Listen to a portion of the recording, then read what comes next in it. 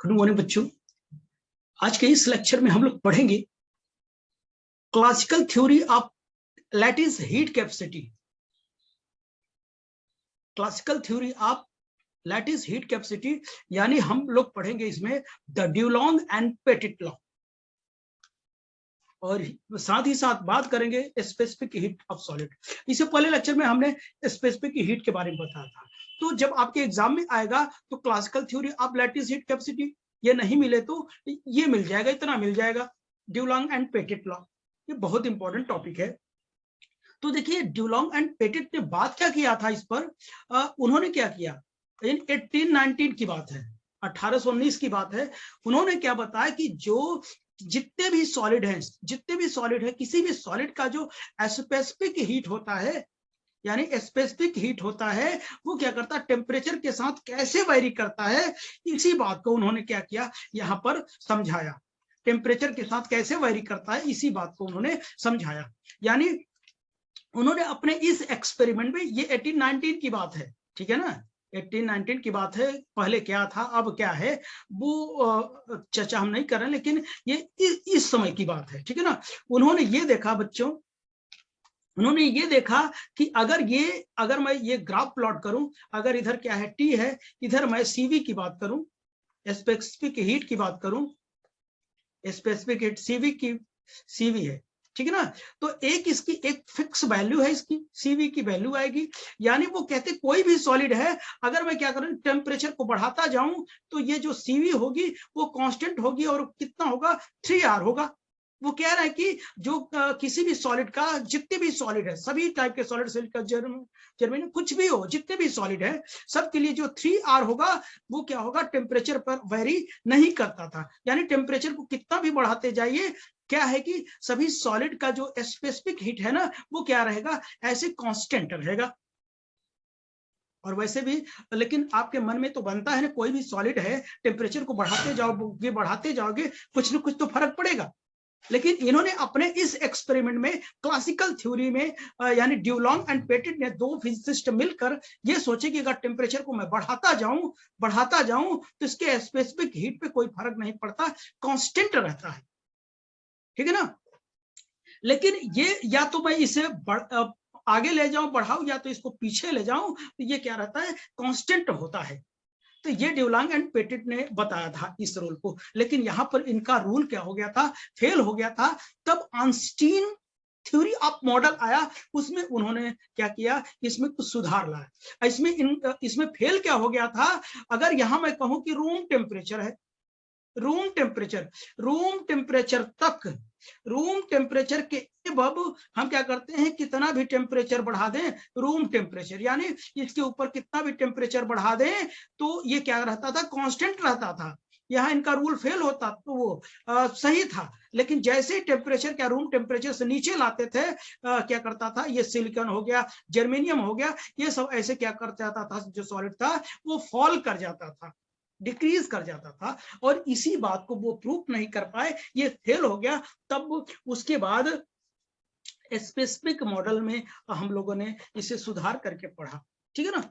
तो अब ये जो सीवी होती है, सीवी की वैल्यू कितनी आती है, कैसे टेम्परेचर के साथ क्या करता है, ये वेरी नहीं करता है, इसके फॉर्मूले में टेम्परेचर क्यों नहीं आया, इस बात को हम लोग यहाँ प्रूफ करेंगे, और ये देखेंगे कहां तक इनका रूल सही था और क्यों फेल हुआ, ठीक है ना।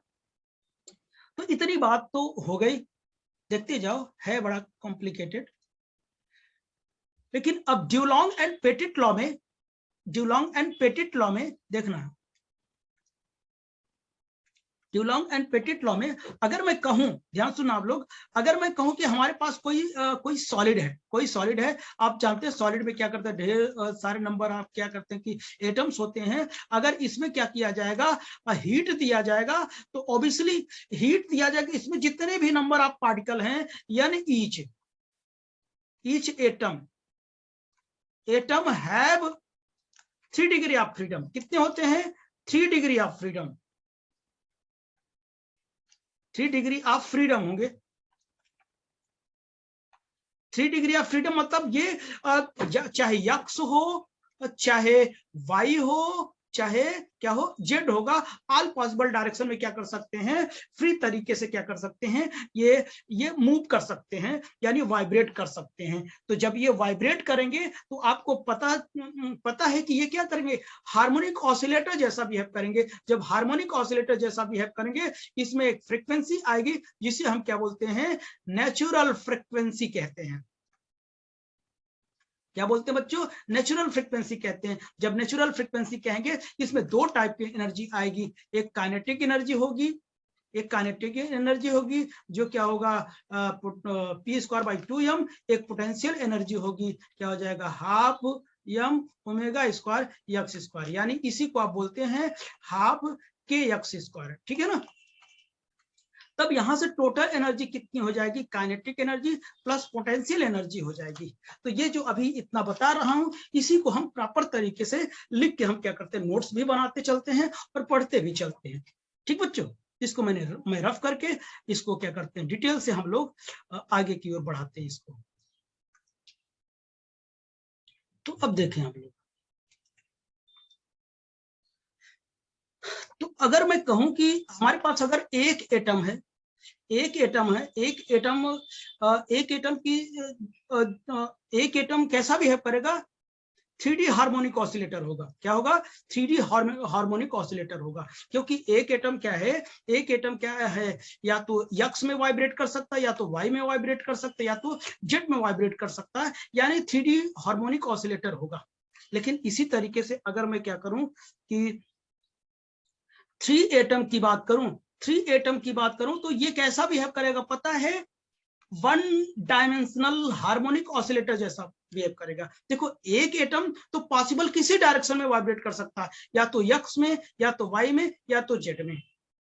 तो एक एटम 3D हार्मोनिक ऑसिलेटर जैसा बिहेव कर रहा है, लेकिन 3 एटम कैसा बिहेव कर रहा है, 1D हार्मोनिक ऑसिलेटर। इसका मेन रीजन ये है कि 3 टाइप के जो हमारे एटम हैं, एक क्या होगा, एक एक्स में क्या करेगा, वाइब्रेट करेगा, दूसरा वाई में वाइब्रेट करेगा, तीसरा जेड में वाइब्रेट करेगा, यानी उनका पर्टिकुलर खुद का 1D हार्मोनिक ऑसिलेटर ही होगा।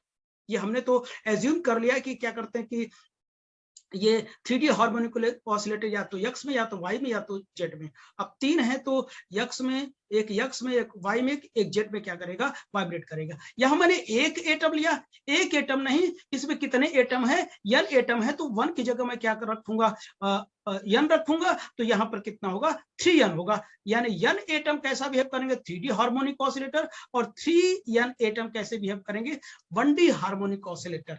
तो इसी को हम क्या करते हैं, लिख लेते हैं, बहुत अच्छे से लिख लेते हैं हम लोग। लिखते जाइए भाई, मौका दूंगा सब चीजों। तो अब देखना आप लोग, तो अगर मैं लिखूं तो मैं लिखूंगा n एटम, अब आप लोग लिखते जाएं, ठीक है ना। n atom behaves as 3D harmonic oscillator, harmonic oscillator, 3D harmonic oscillator. फिर 3n एटम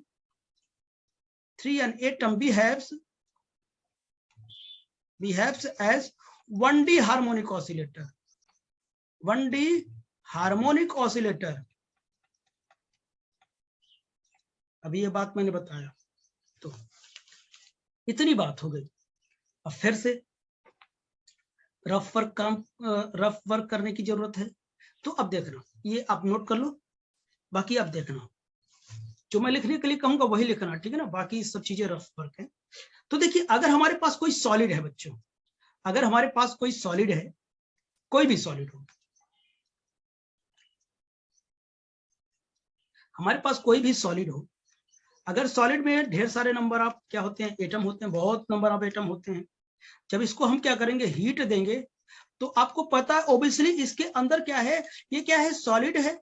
सॉलिड है, जब हम हीट देंगे तो इसके जो एटम्स हैं, ये क्या करें, एटम से मिलकर ये लैटिस बनाता है, वो वाइब्रेट करेंगे, यानी वाइब्रेट करेंगे, यानी किसी भी क्या करते हैं सिस्टम के अंदर, यानी जो एटम होते हैं वो क्या होते हैं, स्प्रिंग से स्प्रिंग से जुड़े होते हैं, इस टाइप से जुड़े होते हैं, जिसका फोर्स कांस्टेंट क्या है, के है। तो इस पूरे सॉलिड में जो हमारे एटम्स होते हैं कुछ इस टाइप से क्या होते हैं, जुड़े होते हैं। हम ये ऐसा हम मान लेते हैं, इस टाइप से क्या होते हैं, ऐसे जुड़ा है, ऐसे जुड़ा, ऐसे जुड़े रहते हैं। समझ गया ना, ऐसे क्या होते हैं, जुड़े होते हैं स्प्रिंग से, ठीक है ना, इस तरीके से जुड़े होते हैं। तो अब बताएं, जब इस सॉलिड को हीट दिया जाएगा, ये दो फॉर्म में एनर्जी क्या करेगी, कंज्यूम करेगी। एक तो पहला नंबर तो वो पोटेंशियल एनर्जी के फॉर्म में क्या कर लेगी, ये स्टोर कर लेगी।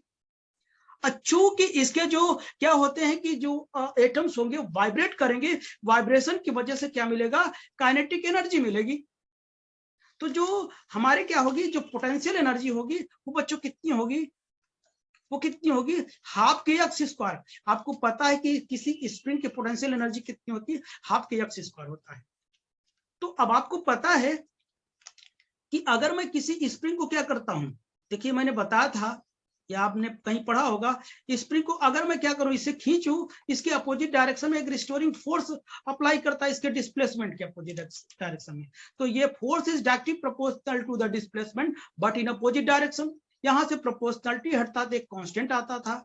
यहां मैं क्या लिखता था, या मैं लिखता था माइनस के एक्स लिखता था, a will be equal to minus k by m x लिखते थे। और यही हमारा क्या होता था बताइए, यही होता था हमारा माइनस ओमेगा स्क्वायर यक्स, यानी ओमेगा स्क्वायर की वैल्यू मुझे मिल गई, यानी ओमेगा स्क्वायर की वैल्यू कितनी आई, के बाई यम आई, तो k will be equal to m omega square हो जाएगा। तो जो पीई होगा हमारा कितना हो जाएगा, half m omega square x square. ये हमारा क्या हो जाएगा, पोटेंशियल एनर्जी हो जाएगी।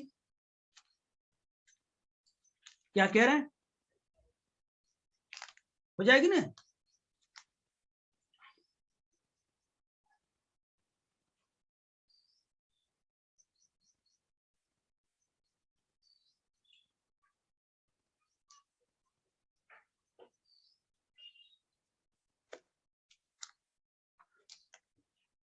क्या हो जाएगा बच्चों, पोटेंशियल एनर्जी हो जाएगी।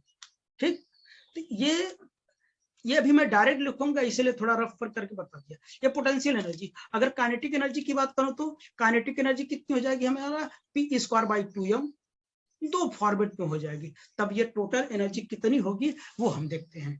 तो ये बातें जो अभी रफ में लिखा, ये आपको नोट नहीं करना है, यहाँ तक यही 2 पॉइंट नोट करना है, बाकी हम नेक्स्ट पेज में देखते हैं, ठीक है ना। नेक्स्ट पेज में देखते हैं, तो जो टोटल एनर्जी आएगी, जो टोटल एनर्जी कंज्यूम्ड होगी वो कितनी होगी वो हम देखते हैं, ठीक है ना। तो टोटल एनर्जी कितनी हो जाएगी, टोटल एनर्जी कितनी होगी बच्चों, हमने इसको ऐसे लिखा, तो क्या हो जाएगा, काइनेटिक एनर्जी प्लस कितना हो जाएगा, पोटेंशियल एनर्जी होगा। तो बताइए, और हमारे पास जो काइनेटिक एनर्जी है हमने अभी बताया कितना, 2p स्क्वायर बाई 2m, और हमने इसकी कितनी बताई, 1/2m omega square x square. आपने हाफ के एक्स स्क्वायर लिखा था, पोटेंशियल एनर्जी लिखा था हाफ के एक्स स्क्वायर। अब के की वैल्यू कहां से आ गई, ये k will be equal to m omega square, अभी हमने दिखाया प्रीवियस पेज में। अब यहां से ये टोटल एनर्जी नोट करते जाना, अब मैं प्रॉपर तरीके से बता रहा हूं। तो अब बताइए, आपने रिलेटिविटी में पढ़ा होगा, आपको पढ़ा चुका हूं, ठीक है ना। तो मैंने लिखा था अकॉर्डिंग टू मैक्सवेल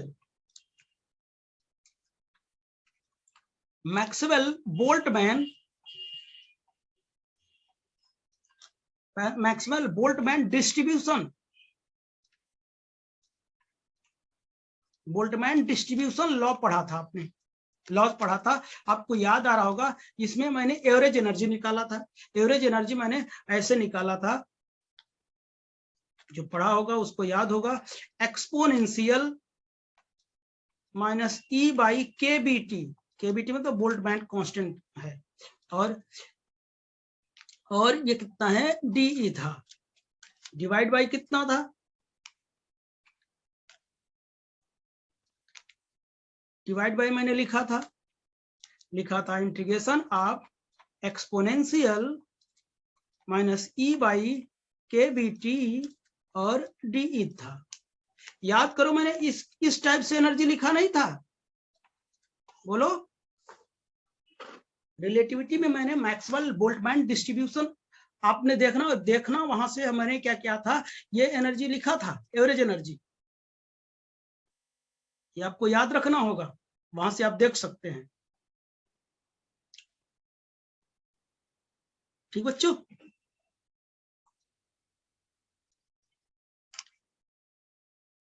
तो देखना बच्चों, तो ये हमने according to Maxwell Boltzmann distribution law लगा दिया, ठीक है ना। अब ये क्या है, ये एवरेज एनर्जी है, किसकी एवरेज एनर्जी है, 1D हार्मोनिक ऑसिलेटर की है। ये किसकी है, 1D हार्मोनिक ऑसिलेटर की एनर्जी आई।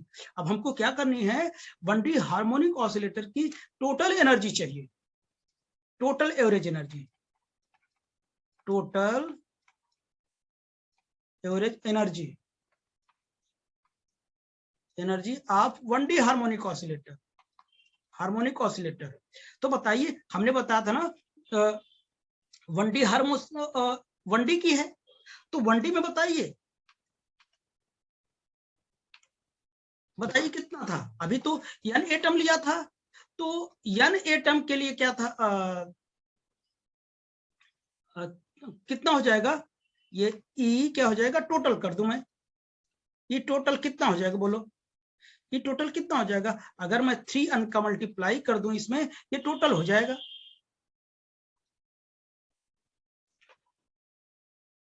तो मैं ये क्या कर रहा हूं, ये टोटल एनर्जी निकाल रहा हूं, क्या कर रहा हूं बच्चों, ये टोटल एनर्जी। तो ये टोटल एनर्जी मैं क्यों निकाल रहा हूं, तो 3n का मैंने मल्टीप्लाई कर दिया, टोटल एनर्जी आ गई, ठीक है ना। वहां स्टार्टिंग में मैंने लिखा था 3n के लिए 1 डायमेंशनल हार्मोनिक ऑसिलेटर के लिए था, ठीक है ना।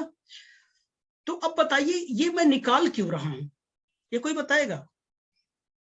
अगर मैं ये टोटल एनर्जी निकाल लूं, इसे ई टोटल लिखो चाहे कैपिटल ई लिखो, वो आपके ऊपर डिपेंड करता है, कैपिटल ई लिख दो, 3n ई बार हो जाएगा, एवरेज एनर्जी हो जाएगी। तो ये कितना हो जाएगा, ये क्यों निकाल रहा हूं, अगर ये मुझे मिल गया तो सी भी मिल जाएगी, हीट कैपेसिटी, यही तो निकालना था मुझे, क्योंकि ये क्या था, डी बाई कितना था, dt था। तो अगर ये मिल जाएगा तो ये उठा के मैं यहाँ रख दूंगी, ये मिल जाएगा, तब ये देखेंगे इसमें टी है कि नहीं, कैसे वेरी करता है, इसलिए हमने इसको निकाला, ठीक है ना। तो अब ई निकालना चैलेंज की बात है, ये बहुत लंबा जाएगा, तो आइए देखते हैं इसको हम निकालेंगे कैसे, ठीक है ना। तो अब बच्चों देखना, अब ई क्या करेंगे, ई टोटल निकालेंगे हम, तो यहां पर क्या 3n ये रख दिया, और ई बार मुझे पता है ये है, ठीक है ना, इसको मैं यहां पर रख देता हूं। तो जब यहां पर मैंने रख दिया, तो देखना इंटीग्रेशन ऑफ एक्सपोनेंशियल कितना हो जाएगा, माइनस कितना हो जाएगा, ई बाई कितना हो जाएगा, के बी टी हो जाएगा, ठीक है ना, के बी टी, और कितना डी डिवाइड बाई कितना हो जाएगा, एक्सपोनेंशियल, सॉरी यहाँ पे कुछ भूल गया मैं, आप लोगों को दिखता नहीं है, ठीक है ना, यहाँ पर भी सही है कि नहीं, यहाँ पर सही है। तो इतना हो जाएगा माइनस ई बाई कितना हो जाएगा, के बी टी हो जाएगा, और क्या हो जाएगा, डी हो जाएगा। थोड़ा देखते रहिए, मेरे से कुछ पॉइंट्स मिस हो सकती हैं, क्योंकि लंबा कैलकुलेशन है, ठीक है, तो उसमें जरूर बोलना आप लोग। चलिए अब क्या करते, चूंकि मैंने ई की भी वैल्यू निकाल चुका हूं, ई की वैल्यू निकाल चुका हूं, कितना बोलो, कितना निकाल चुका हूं, p square by 2m plus half m omega square x square, जहां जहां ई है वहां वहां मैं इसकी वैल्यू क्या करूंगा, पुट करूंगा। तो ये इक्वेशन आप इधर देखते रहिए, मैं उधर पेज में लिखता हूं, ठीक है ना, उस साइड पेज में मैं लिखता हूं। अब देखना, तो ये जो हमारा ई होगा वो कितना होगा, तो ये ई कितना होगा, 3n मैंने ऐसे लिखा, यहां पर देखना, यहां पर मैंने इंटीग्रेशन लगाया, ये पी स्क्वायर बाई 2m लिखा ई की जगह, और कितना half m omega square x square, bracket बंद किया, उसके बाद क्या था, एक्सपोनेंशियल था, माइनस, ये मैं थोड़ा ऐसे लिखता हूं सिस्टमैटिक ढंग से, ये इतना ब्रैकेट बनाया, माइनस लगाया, P square by 2m plus, आप लोग देखते रहे जरूर बताइएगा, m omega square x square bracket बंद, ये इतना हो गया, डिवाइडेड बाय कितना होगा इसमें, के बी टी हो जाएगा, और क्या हो जाएगा, ये हो गया ना, उसके बाद क्या हो जाएगा, डीई हो जाएगा। ठीक, इसी तरीके से मैं क्या करूं, अगर मैं डिवाइड कर दूं, नीचे वाला टर्म लिखूं तब डिनोमिनेटर वाला,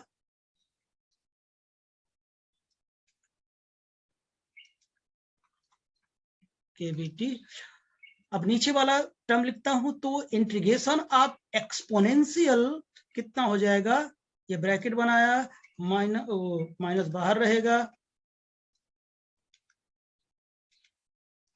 माइनस पी स्क्वायर बाई कितना हो जाएगा, 2m हो जाएगा, प्लस कितना हो जाएगा बच्चों, plus 1/2 m omega square x square by divided by कितना हो जाएगा, के बी टी हो जाएगा, के बी टी हो जाएगा, और कितना हो जाएगा, टीई हो जाएगा। अब मैं इसको क्या करता हूं, ये जो एक्सपोनेंशियल है ना, ये e की पावर, जैसे a प्लस बी है, तो इसको मैं क्या लिख सकता हूँ, e की पावर a इंटू e की पावर b लिख सकता हूँ। तो हमारे पास एक्सपोनेंशियल में दो टर्म है, देखिए एक्सपोनेंशियल में दो टर्म है, एक टर्म ये, एक टर्म ये, इनको पावर में क्या करता हूँ, अलग अलग कर लेता हूँ। समझ रहे होंगे मैं क्या कह रहा हूँ, ठीक है ना। तो चलिए फिर से मैं लिखता हूँ इस लाइन को, 3n लिखा मैंने, 3n, उसके बाद p square by 2m plus half m omega square x square, मैंने ऐसे लिखा। उसके बाद क्या किया,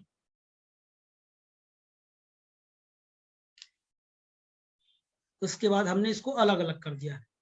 तो एक काम और करना पड़ेगा, मैंने इसकी जो लिमिट है ना वो भी मैं चेंज कर लेता हूँ। दो टर्म में है, एक पोजीशन के टर्म में, एक मोमेंटम के, वो मोमेंटम के टर्म में, एक मोमेंटम के टर्म में, एक पोजीशन के टर्म में। तो मैं इसे ऐसे लिखूंगा, P square by 2m plus half m omega square x square, ये हमने बंद कर दिया, और ये क्या कर दिया, इसको अलग अलग कर दिया। ये एक्सपोनेंशियल कितनी हो जाएगी बच्चों, exponential minus P square by कितना हो जाएगा, 2m के बी टी, हमको के बी टी भी नहीं भूलना है, इतना मैंने लिख दिया। सारी बातें आप देखते रहें, एक्सपोनेंशियल कितना लिखूं, minus m omega square x square by कितना, के बी टी हमने लिखा, इसको बंद किया, ठीक है ना। और साथ में ही यहां पर मैं लिखूंगा, यहां पर डीपी डीएक्स पोजीशन और मोमेंटम में चेंज कर दिया, डिवाइडेड बाई कितना हो जाएगा, वही चीज मैं नीचे लिखूंगा, क्या लिखूंगा, ये p का है, x का है, एक्सपोनेंशियल, इसका भी क्या करता, मल्टीप्लाई करता हूं, सॉरी एक्सपोनेंशियल को अलग अलग कर देता हूं, माइनस कितना, पी स्क्वायर बाई 2m के बी टी इंटू कितना हो जाएगा, exponential minus m omega square x square by कितना हो जाएगा, बोलिए, के बी टी, और क्या हो जाएगा, डीपी, और क्या होगा, डीएक्स हो जाएगा। हाँ बच्चों, यहाँ क्या होगा, टू भी होगा ना, 2 के बी टी, ठीक। तो यहां तक की बात समझ में आई बच्चों। चलिए अब हम लोग क्या करते हैं, इनको क्या करते हैं, अलग अलग करते हैं। यानी ये अब देखना, अब मैं क्या करूंगा, ये जो एक्सपोनेंशियल है, ये जो दोनों एक्सपोनेंशियल हैं, एक बार इसके साथ मल्टीप्लाई करूंगा, एक बार इसके साथ मल्टीप्लाई करूंगा, क्योंकि यहाँ पर प्लस है, समझ गया ना। ये जो दोनों एक्सपोनेंशियल हैं, एक बार मैं पी स्क्वायर बाई 2m के साथ, एक बार क्या half m omega square x square के साथ मैं क्या करूंगा, मल्टीप्लाई करूंगा, समझ गया ना। जैसे मैं कह दूं कि इस टाइप का बच्चों, जैसे मैं कह दूं कि a plus b power e की पावर x इंटू e की पावर y, इसका मल्टीप्लाई करूं तो हो जाएगा a e की power x e y plus कितना b e की पावर x और क्या कहते हैं e की पावर y, इस टाइप का हो जाएगा मल्टीप्लाई। बात को समझ पा रहे हैं ना, ठीक है ना। तो जब मैंने मल्टीप्लाई किया तो ये मिलेगा मुझे। देखना मैं नेक्स्ट पेज में चलता हूं। चलिए तो देखते रहना बच्चों, गलती ना होने पाए। 3n, ये मैंने ऐसे ब्रैकेट बनाया, ब्रैकेट बाद में बना देता हूं। देखो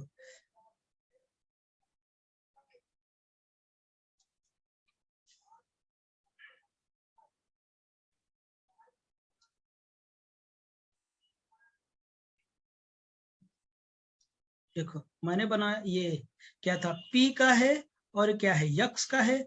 जब हमने क्या किया, उनका मल्टीप्लाई किया तो p स्क्वायर बाई 2m आया, exponential minus p square by कितना 2m केबीटी और एक्सपोनेंशियल कितना minus m omega square x square by 2 KBT. ठीक, ये हमने लिखा, और लिखा dp और dx लिखा। एक टर्म मैंने लिख दिया, ठीक है ना, एक टर्म मैंने लिख दिया। अब मैंने, हमारे पास दो टर्म है तो मैं दोनों को अलग अलग कर दूंगा, ठीक है ना। और नीचे दोनों में क्या कर देता, डिवाइड कर देता हूं। यहाँ पे मैं इसको मैंने डिवाइड कर दिया,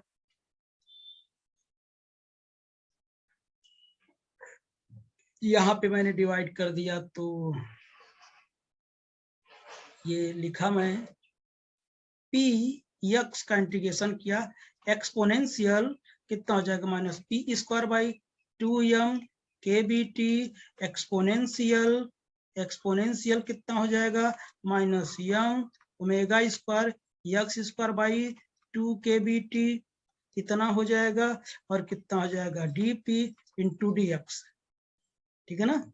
उसके बाद मैंने क्या किया, प्लस लगाया। अब प्लस वाला माजरा यहाँ तो आ नहीं पाएगा, ठीक है ना, तो मैं क्या किया, यहां से लिख लेता हूं, ये यही वाला प्लस यहाँ पर है ना। ठीक, ये कितना हो जाएगा, p हो जाएगा, p हो जाएगा, x हो जाएगा, और half m omega square x square exponential, मैंने क्या लिखा, minus p square by 2m kbt, और एक्सपोनेंशियल कितना हो जाएगा minus m omega square x square by 2m kbt।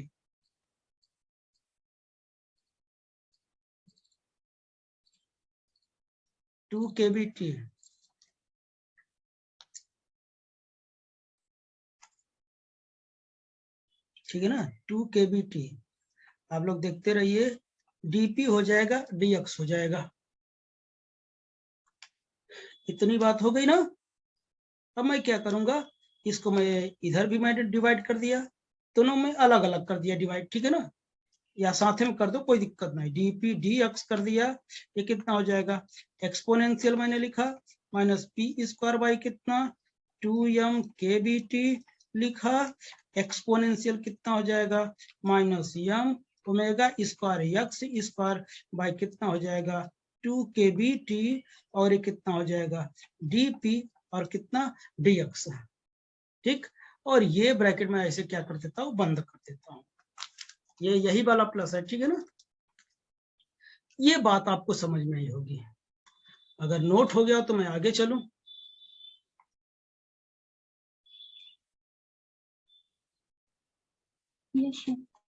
आगे चलूं, चलो।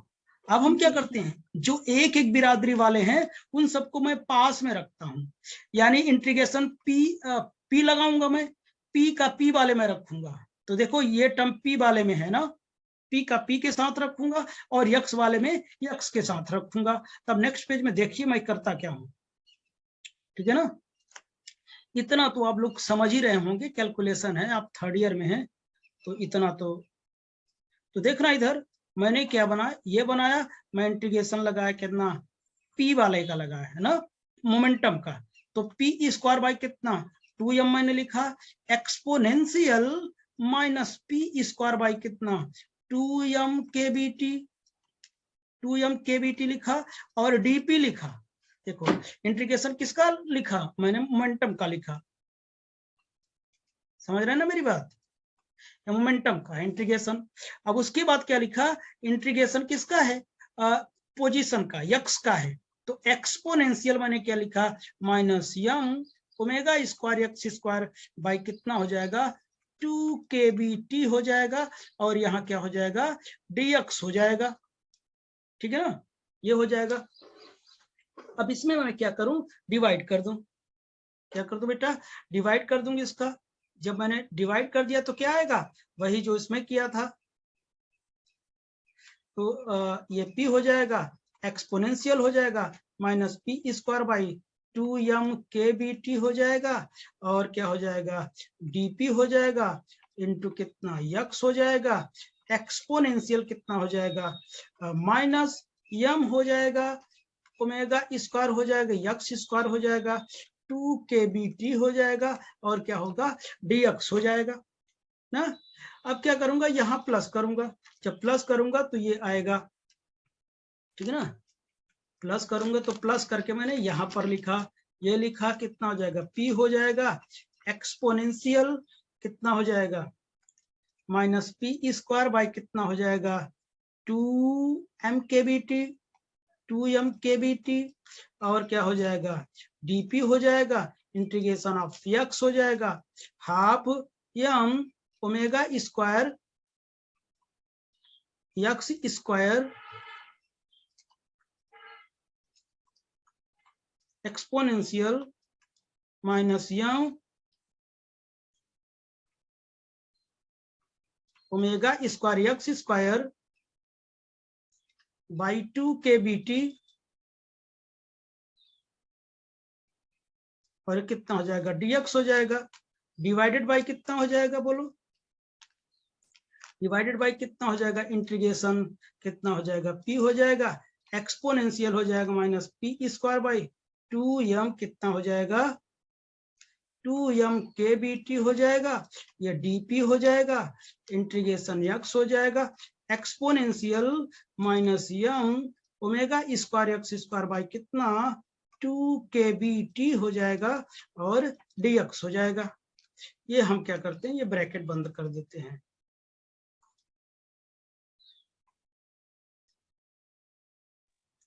तो मैंने जो साथ वाले थे मैं एक साथ लिख दिया। अब आप देखना, ये वाला टर्म देखना, ये वाला सेम क्वांटिटी है, इस वाले में ये दोनों कट जाएंगे ना, और इस वाले में ये सेम क्वांटिटी है, कट जाएगा, कटेगा कि नहीं बोलो, ये सेम क्वांटिटी है इसमें भी और इसमें भी, ये सेम क्वांटिटी है तो कट जाएंगे, कटेंगे ना। अब देखो थोड़ा इजी हो गया, देखो ऊपर जो था वही नीचे था इसमें, और इसको नहीं कट करोगे क्योंकि वो मोमेंटम यहां लगा होती है, एवरेज बन जाएगा, और इसमें भी एवरेज बन जाएगा, दोनों सिर्फ वही हो, इसके साथ कोई एक्स्ट्रा क्वांटिटी ना हो तब हम काट सकते हैं, समझिए ना। तो जब ये कट जाएगा तो बच्चों तो बचेगा क्या, ये बताइए। नेक्स्ट पेज में चलूं,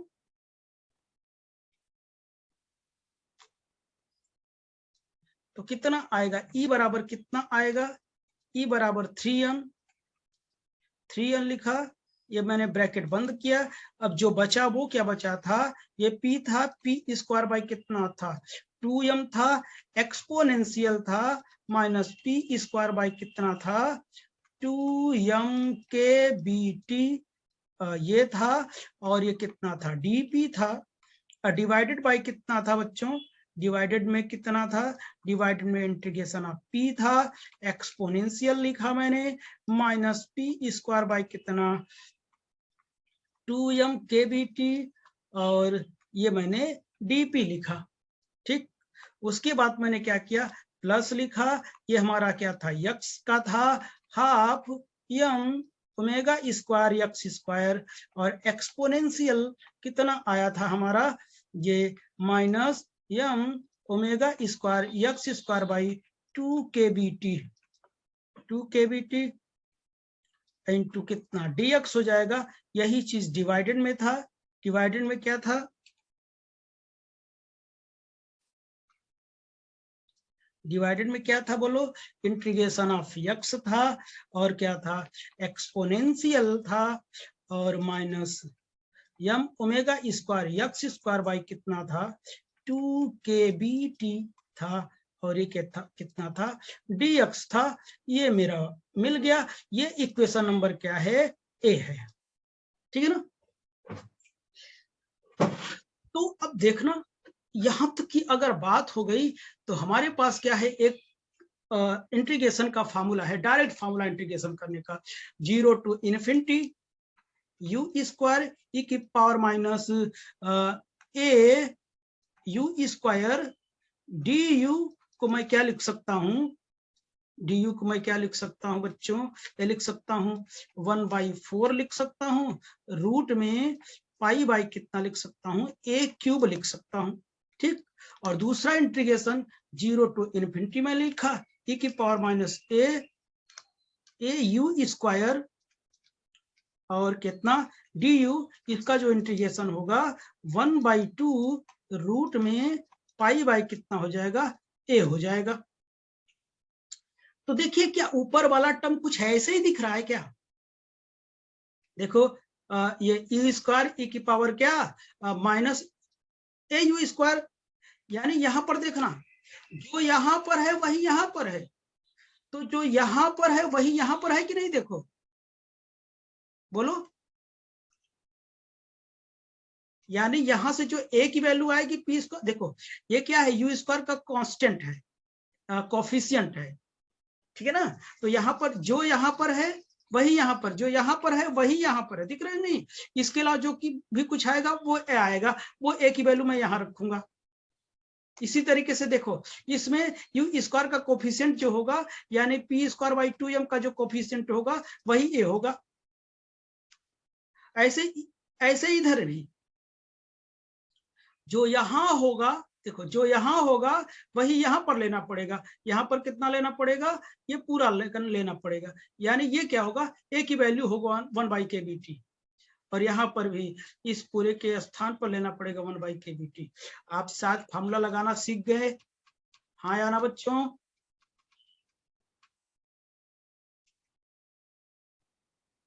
अब इतने बड़े हैं कि आपको बार बार इतना नहीं समझा सकता, ठीक, समझ गया ना, हाँ या ना।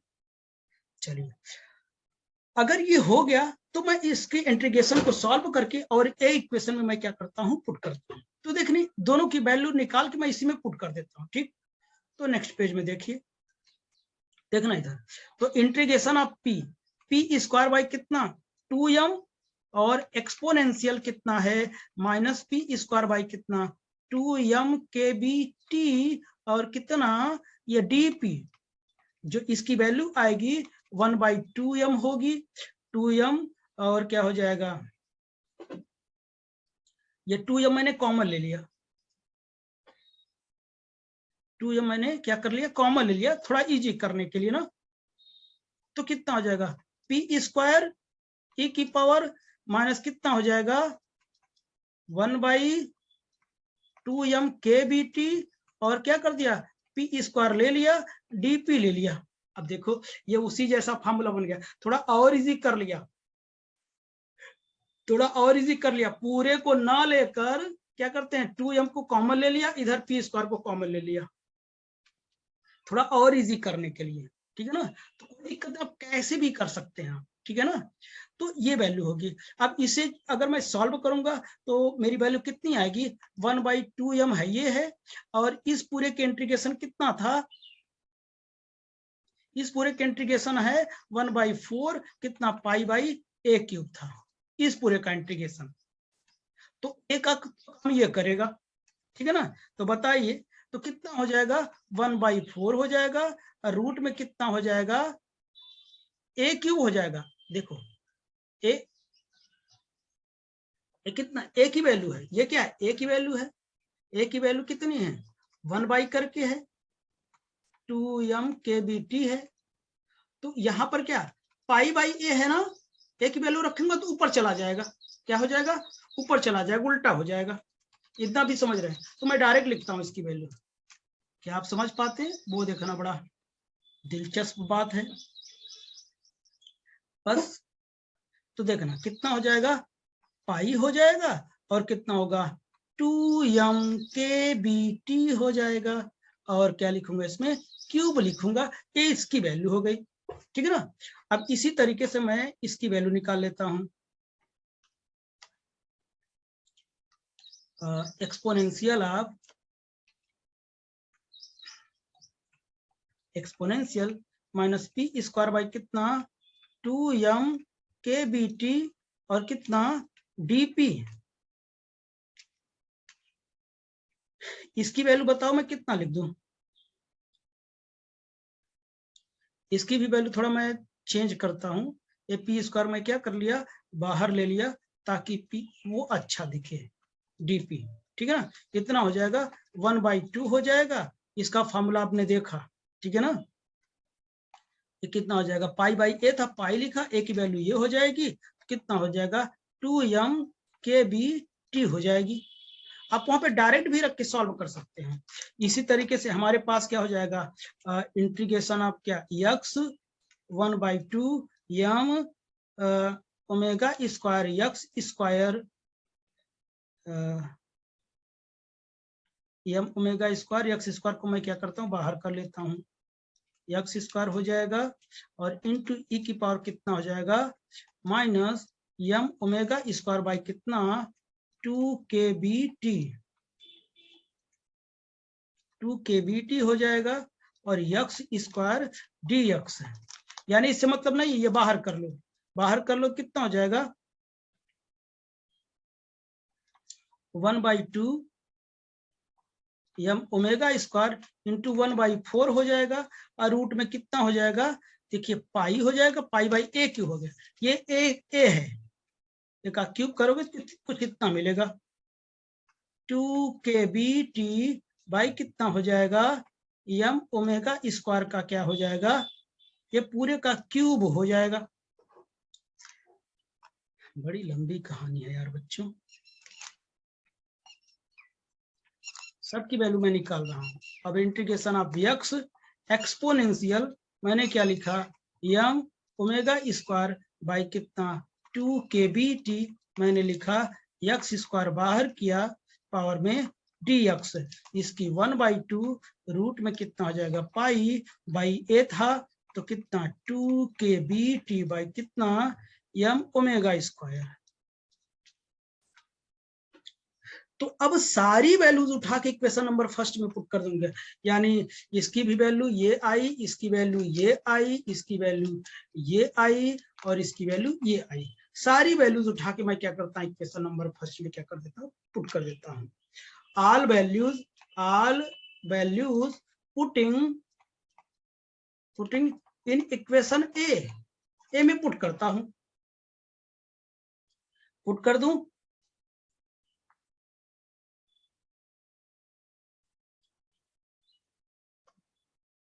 बच्चों चलो हाँ पुट कर देता हूँ। चलो जैसे मैंने पुट कर दिया देखना क्या मिलेगा, 3n लिखा मैंने, देखना बच्चे देखना 1/8 m रूट में पाई हो जाएगा 2m kbt क्यूब है,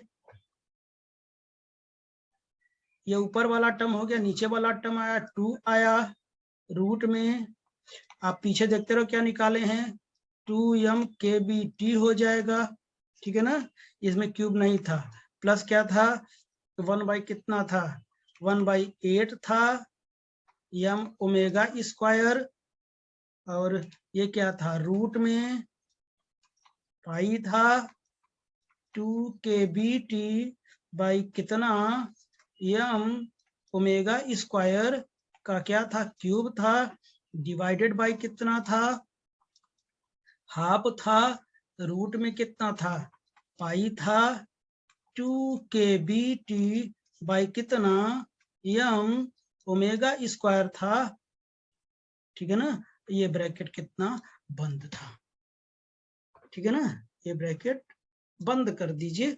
अब मैं क्या करता हूं इसे कट करता हूं, देखिए यहां से देखो यहाँ से मैं पाई कट कर सकता हूँ, पाई कट करता 2 से कट करूंगा 4 आएगा, यहाँ भी 2 से 2 करूंगा 4 कट करूंगा, पाई से पाई कटेगा, ठीक है ना, पाई से पाई कटेगा। अच्छा, बाकी चीजें आप क्या करते हैं, 2m भी एक पावर कट कर सकते हैं आप। यहाँ पर देखिए, ये मैं ऊपर ले जाऊंगा तो ऊपर क्या है, देखिए ऐसे लिखा हुआ है, देखो 2m लिखा है, ये पावर क्यूब लिखा है, और तो ये पावर हटा के मैं क्या लिख दूं, 3/2 लिख दूं, और नीचे क्या है 2m है, ये कुछ नहीं, तो इसका पावर 1 है, ऊपर ले जाऊंगा तो कितना हो जाएगा, -1 हो जाएगा, 2m पावर 3/2 -1 हो जाएगा, यानी 2m कितना हो जाएगा, 1/2 हो जाएगा। हाँ, अच्छा, हाँ -1/2 सही कह रहे हैं, 1/2 है तो कितना हो जाएगा, -1/2 हो जाएगा। इसे सॉल्व करो कि कितना हो जाएगा, 2/2 हो जाएगा ना, कितना बचेगा, 2m बचेगा, कितने तो बचेगा ना, बोलो सर। बोलो, सही है सर स्टार्टिंग में जहाँ 1/8 है उसके नीचे 1/2 होगा ना, तब तो कटेगा। हाँ हाँ, वो कटा ही है, 1/2 ही है, ठीक है ना। तो अब देखना, ये 1/2 ही है, ठीक है ना, वो गलती से लिखा गया।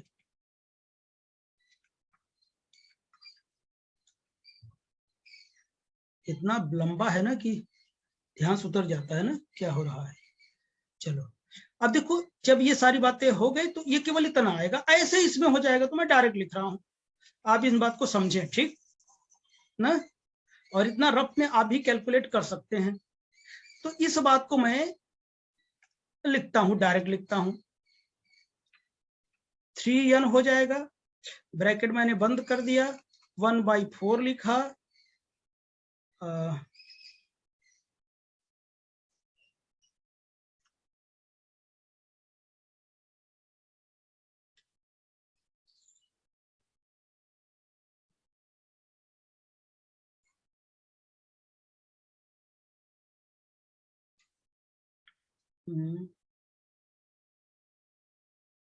तो यहाँ पर कितना बचा, ये तो ये नीचे है, ये यम क्या है, नीचे है, ठीक है ना, यहाँ सही कर देता हूँ, ठीक है ना। तो अब देखना ये कितना है, 1/4m बचेगा, और क्या बचेगा बच्चों, 2m मैंने इसको भी सॉल्व किया था, इस पूरे टर्म को सॉल्व किया था ना, और प्लस ये इधर क्या बचेगा, 1/4 बचेगा, यम ओमेगा स्क्वायर बचेगा, और क्या बचेगा, इसको भी सॉल्व करोगे तो सॉल्व हो के केवल एक पावर बचेगी, एक पावर बचेगी, इसका मतलब 2k कितना हो जाएगा, यम ओमेगा स्क्वायर बचेगा, ठीक है ना, इतनी बात बचेगी। देखो, ये 2m से 2m कट गया, 2 बचा, 1/2 बचा, और ये क्या बच जाएगा, यम ओमेगा स्क्वायर कट हो जाएगा, तो कितना हो जाएगा, ई विल बी इक्वल टू कितना हो जाएगा, 3n हो जाएगा, जब 3n हो जाएगा तो यहाँ बचेगा कितना, 1/2 kBt बचेगा, इधर कितना बचेगा, ये भी 2 से कट जाएगा, तो प्लस 1/2, यहाँ भी क्या बचेगा, kBt बचेगा, ठीक है ना, और यहाँ पर कितना बचेगा, e will be equal to 3n कितना बचेगा बच्चों, kBt बचेगा, इतना बचेगा, ठीक, यानी टोटल एनर्जी जो हमारी आई इतनी आई, और इसी एनर्जी की तलाश थी हमको, ठीक है ना। तो कितना लंबा कैलकुलेशन, तो E will be equal to कितना हो जाएगा, 3n kBt, ये हमारी टोटल एनर्जी आई, दिस इज टोटल एनर्जी, ये क्या है, टोटल एनर्जी है, टोटल एनर्जी, टोटल एनर्जी, और 1D हार्मोनिक ऑसिलेटर। अब बताइए, लैटिस मैंने बताया था ना, इसको क्यों निकाला, अब निकालूंगा lattice, lattice heat, heat capacity, lattice heat capacity मैं निकालूंगा, और मैंने बताया तो क्या होता है, CV will be equal to DE/dt, मैंने बताया था फॉर्मूला, इसीलिए मैंने इसको पढ़ाया था आपको, तो CV will be equal to D/dt हो जाएगी, इसकी वैल्यू मैं रख लेता हूँ 3n kBT हो जाएगा। kBT बोल्टजमैन कांस्टेंट है, तो CV will be equal to 3n kB, तो कांस्टेंट है, तो इसके साथ करूंगा तो कितना हो जाएगा 1 हो जाएगा, डिफ्रेंशिएट हो जाएगा। इसका मतलब जो हमारा फार्मूला आएगा तो CV will be equal to कितना हो जाएगा 3n kB आ जाएगा, ये हो जाएगा। और वैसे भी जानते हो जो n kB होता है वो R गैस कांस्टेंट के क्या होता है, बराबर होता है। जब बराबर होता तो CV कितनी हो जाएगी, बोलो CV कितनी हो जाएगी बच्चों, 3R हो जाएगा। यानी बताइए specific heat capacity of solid के लिए बताइए, ये जो फॉर्मूला आया हमारा इसमें टेम्परेचर है, नहीं है। जब टेम्परेचर नहीं है तो क्या ये टेम्परेचर पर स्पेसिफिक हीट क्या करेगा, डिपेंड करेगा, नहीं करेगा ना, डिपेंड करेगा, नहीं करेगा। तो जब नहीं करेगा तो यहां पर आप देखना जो CV की वैल्यू आई कितनी आई 3R आई। तो ड्यूलॉन्ग एंड पेटिट ने बताया कि इसमें टेम्परेचर नहीं है, इसलिए स्पेसिफिक हीट कैपेसिटी टेम्परेचर पर डिपेंड नहीं करेगा। तो उन्होंने क्या किया, ग्राफ प्लॉट किया। उन्होंने जब ग्राफ प्लॉट किया, ये टेम्परेचर के लिए है और ये क्या है कि CV के लिए है। CV के लिए इसकी जो CV की मैक्सिमम वैल्यू आई थी, कितनी आई थी, CV will be equal to कितनी थी, 3R थी। तो वो कहते हैं कि कितना भी टेम्परेचर बढ़ाते जाओ, यानी ये टेम्परेचर कितना भी बढ़ाते जाओ, ये इसकी वैल्यू क्या रहेगी, कांस्टेंट रहेगी, या तो दूर जाओ या तो कम जाओ। यानी according to Dulong and Petit and Petit's law, CV is always constant at any temperature, किसी टेम्परेचर पे ये कांस्टेंट होगा। but it fail at low temperature यानी below room temperature.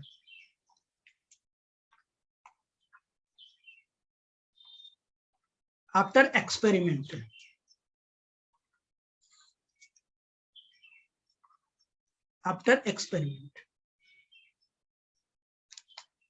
and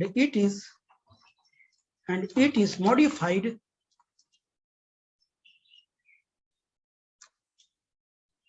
and it explain Einstein। ठीक, इसका मतलब समझे कि नहीं आप लोग।